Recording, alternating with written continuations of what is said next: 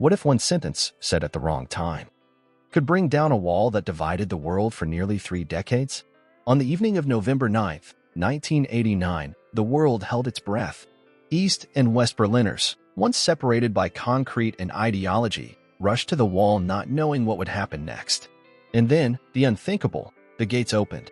But this wasn't a meticulously planned political move. It was a stunning chain reaction born from decades of tension, grassroots courage, and one man's slip of the tongue. Welcome to Fancy Fact, where every moment has a twist and every fact has a heartbeat. Today, we uncover how a wall meant to last forever crumbled in a single night.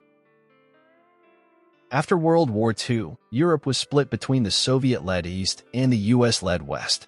Berlin itself, though entirely within Soviet occupation, was partitioned into eastern and western sectors, turning the city into a front line of ideological conflict. By the late 1970s and early 80s, the German Democratic Republic suffered chronic shortages of consumer goods, outdated industrial equipment, and a hidden unemployment crisis.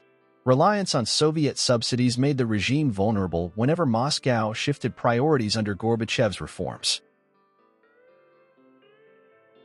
In cities like Leipzig, Dresden, and Rostock, church-based and civic groups organized weekly Monday demonstrations, demanding political liberalization and freedom of movement. These peaceful protests gained momentum throughout 1989, signaling that the GDR government was losing control of the narrative. East Berliners routinely tuned into West German channels ARD and ZDF, learning about protests in Poland, Hungary, and Czechoslovakia in real time. Seeing their neighbors topple communist governments inspired East Germans to believe change was possible at home. Graphic news footage of police crackdowns in other Eastern Bloc nations fueled public outrage and fear that similar violence could erupt in East Germany. In June 1989, partly free elections in Poland propelled the Solidarity movement into power, proving that communist regimes could be voted out. In August 1989, Hungary removed barbed wire barriers on its Austrian frontier, allowing over 30,000 East Germans to flee westward in just weeks. Glasnost, openness, and perestroika, a restructuring, meant the Kremlin no longer saw propping up hardline regimes as worth the expense or international backlash. A hurried Politburo memorandum authorized limited travel permits for select citizens, seniors, the infirm, and approved groups. Günter Schabowski, the regime's press spokesman, was handed the text mere minutes before going on air, without clear instructions on timing. During a live televised briefing, an Italian journalist asked, "When will these new travel regulations take effect?" Schabowski hesitated, then declared, "As far as I know, effective immediately, without delay." Within moments, ARD and ZDF relayed his words across East Germany. Thousands rushed to border crossings, Bornholmer Strasse, Brandenburger Tor, demanding passage.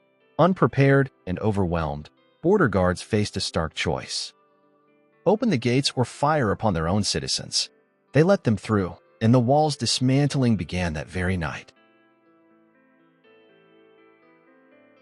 Berliners grabbed hammers, chisels, and pickaxes, chipping away at the concrete barrier in live-action symbolism of victory over oppression. The image of a single Trabant car squeezing through the gap became shorthand for reunification. Mothers and children reunited. An entire city danced atop broken slabs of history. Within hours, East Germany's leadership, headed by Egon Krenz, saw its authority evaporate. Ministers resigned en masse. Soviet troops, stationed to enforce communist rule, declined to intervene against civilians, marking the de facto end of East German sovereignty. West and East Germany, along with the United States, the Soviet Union, France, and the United Kingdom, negotiated the 2+4 Treaty, paving the way for political and monetary union. Less than 1 year later, on October 3, 1990, a unified Germany was born under a single flag and parliament. The CIA and allied services provided discreet funding, secure communication lines, and strategic advice to dissident groups within East Germany, never openly, but sufficiently to strengthen opposition. A thriving black market trade in Western goods, from jeans to coffee, undermined the state's control, fueling public discontent and empowering private networks of resistance. The wall's demise signaled to NATO and the European community that the Iron Curtain was crumbling. Within a few years, countries like Poland, Hungary, and Czechoslovakia would seek membership in Western institutions. The Soviet Union, deprived of its Eastern Bloc buffer, entered its own terminal crisis, culminating in formal dissolution by December 1991. The United States emerged as the sole remaining superpower, reshaping its foreign policy from containment to expansion of democratic governance and market economies. The fall of the Berlin Wall remains a testament to how nonviolent civic action can dismantle even the most fortified regimes. Schabowski's offhand remark reminds leaders everywhere of the monumental impact that miscommunication or honesty can unleash. Post-reunification Germany wrestled for decades with economic and social disparities between East and West. A cautionary reminder that political unity must be matched by genuine social equity. From obscure party functionary to the man whose slip-up made history, his life trajectory illustrates how chance and circumstance shape destiny. The story of a grandfather who hugged the daughter he hadn't seen since infancy. A young engineer who abandoned prospects in the West to help rebuild a united Berlin. The fall of the Berlin Wall wasn't just the end of a barrier, it was the start of a new story. A story written not just by politicians or soldiers, but by students, shopkeepers, parents, and people who simply wanted to be free. It wasn't perfect. Reunification came with challenges.